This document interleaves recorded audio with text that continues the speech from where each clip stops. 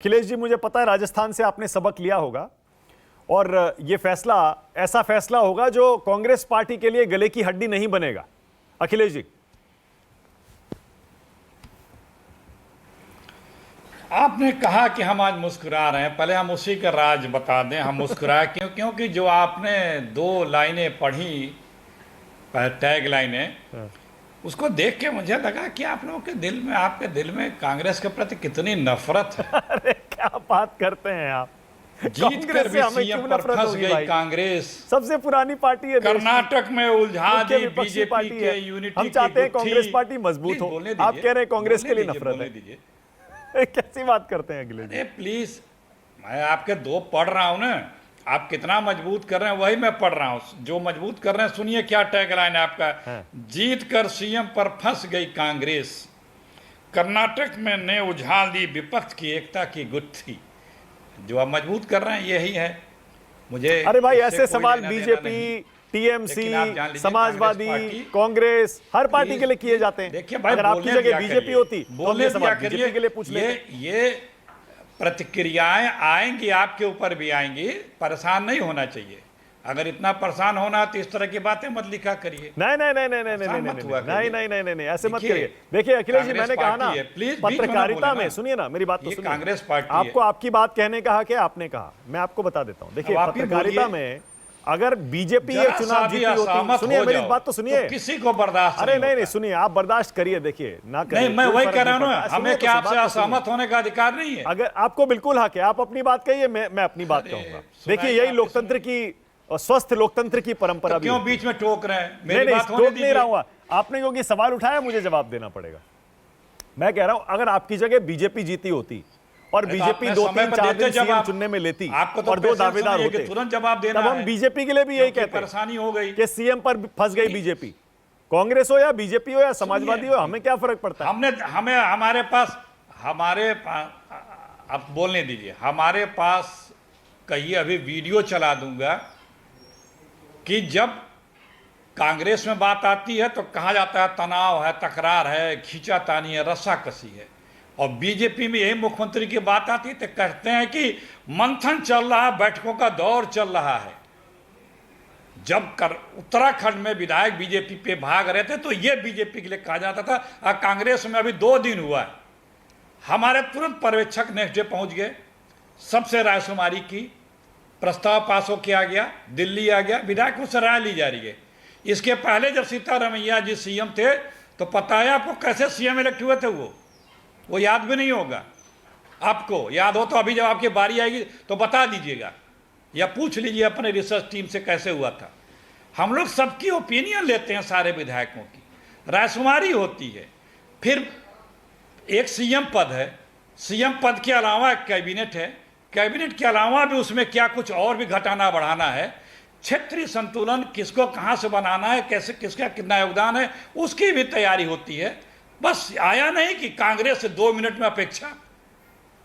किसी बीजेपी के राज्य के मुख्यमंत्रियों का चयन बताइए ना, हफ्ते भर के पहले हुआ हो यूपी, और किसी को पता भी नहीं था कौन होगा।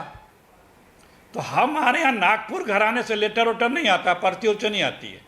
हमारे यहाँ लोकतांत्रिक प्रक्रिया है, और यही चूंकि है क्या कि जो तानाशाह प्रवृत्ति के लोग होते हैं उन्हें लोकतांत्रिक प्रक्रिया जो है वो बगावत लगती है। जिसके सोच में ये होता है, चाहे वो मोदी जी हो चाहे गोदी जी हो, तो ये फितरत हमारी नहीं है। जिसकी समस्या उसकी है कि हम अगर लोकतांत्रिक तरीके से चल रहे हैं तो दूसरों को बगावत लग रही है। लेकिन यही है लोकतंत्र। हम सबसे बात करते हैं, सबकी सुनते हैं, सबकी ओपिनियन लेते हैं, किसके साथ बहुमत है उसके हिसाब से उसको एक दूसरे से बात करके उस चीज़ों को डिस्कस करते हैं, बताते हैं, क्योंकि सबका योगदान है। कोई हमारे पास हर स्टेट में लीडर्स की गैलेक्सी है, और एक नहीं कई कई मुख्यमंत्री एक से बढ़कर एक क्षमतावान हैं। हमारे विपक्ष में जितने नेता हैं मोदी से कई गुना ज्यादा क्षमतावान प्रधानमंत्री के कैंडिडेट लायक हैं। ऐसा नहीं है। हरियाणा में किसी को पता था कौन सीएम बनेगा, यूपी में किसी को पता था कौन सीएम बनेगा, कौन अध्यक्ष था, उत्तराखंड में पता था किसी को। अब वहां में क्या हुआ था, आसाम में कई दिन तक क्या हुआ था, गुजरात में किसी को पता है कौन सीएम बनेगा? कर्नाटक में किसी को पता था? न बैठक होती है, न ओपिनियन ली जाती है, कोई ऊपर से आ जाता है कि यार हैं, इनके नाम की घोषणा हो जाती है। तो हम लोकतांत्रिक प्रक्रिया से चल रहे हैं क्योंकि वहाँ पे जनता की अपेक्षाएं हमसे बहुत हैं। हमें अपना सब कुछ ठीक से तैयार हो करके अपनी उस कैबिनेट के साथ उतरना है, हमें परफॉर्म देना है। बिल्कुल सही है। हमें दिखाना है कि हम किस तरह से बेहतरीन हैं उनसे, हमें करके दिखाना है। और इसीलिए अब अखिलेश जी देखिए, अब मैं आपको बताता हूं फंसने का क्या मतलब है। अभी आप ही बता रहे हैं कि 2 दिन हुआ, आज तीसरा दिन है। ओके, नहीं देखिए ना, सुनिए, फंसने का क्या मतलब है। बात यह नहीं है कि आपने 2 दिन में सीएम नहीं चुना, इसमें 3 दिन, 4 दिन, 5 दिन, 10 दिन लग सकते हैं। मैंने पहले ही कहा कि बीजेपी ने भी अब से पहले 7 दिन लिए हैं, 10 दिन लिए हैं सीएम चुनने में, उसमें कोई दिक्कत नहीं है।